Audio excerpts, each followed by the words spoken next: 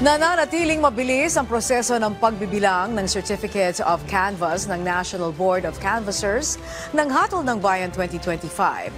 Sa katunayan, posibleng mapaaga pa ang proklamasyon ng mga nanalo sa pagkasenador.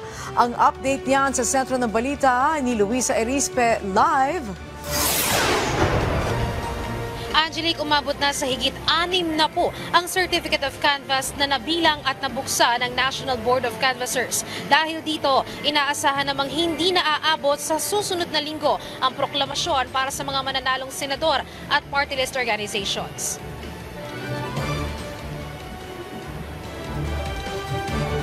Unang araw pa lang ng canvassing kahapon, umabot na agad sa 58 ang bilang ng mga certificates of canvass na nabuksan at nabilang ng National Board of Canvassers.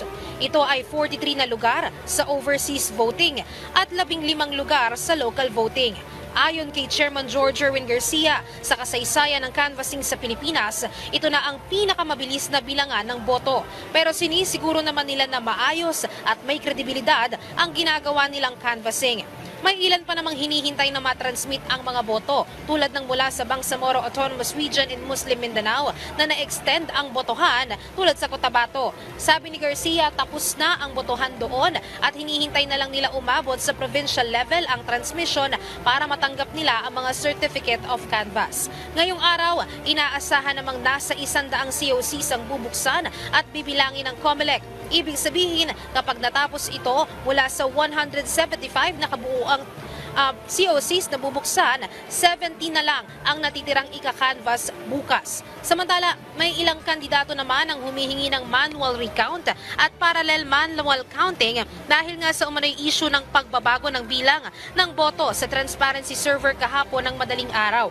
Pero sabi lang ni Garcia dito, kinakailangan ng electoral protest para magbukas ng mga balota sa mga presinto. Pero nagsimula na rin naman ang kanilang random manual audit kung saan higit 700 ballot boxes ang bubuksan mula sa iba't ibang mga presinto at ito na ang magsisilbing check-in balance para masigurong tama at accurate ang pagbilang ng mga boto.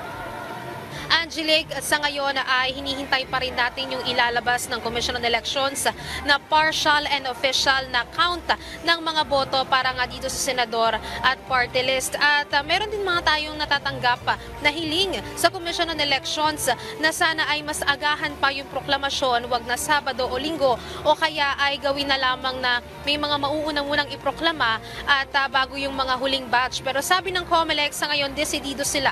Ang COMELEC Anbank at ang National Board of Canvassers ay nagdesisyon na sabay-sabay ang proklamasyon ng mga mananalong senador dahil nga nais nila na maging 100% muna ang makakanvas ng mga boto bago sila makapagproklama. Ito na rin naman niya ang pinakamabilis na bilangan ng boto sa kasaysayan ng Pilipinas. Angelique. Yes, Luisa, kasama ba ang party list sa mapoproklama ngayong Sabado o Linggo?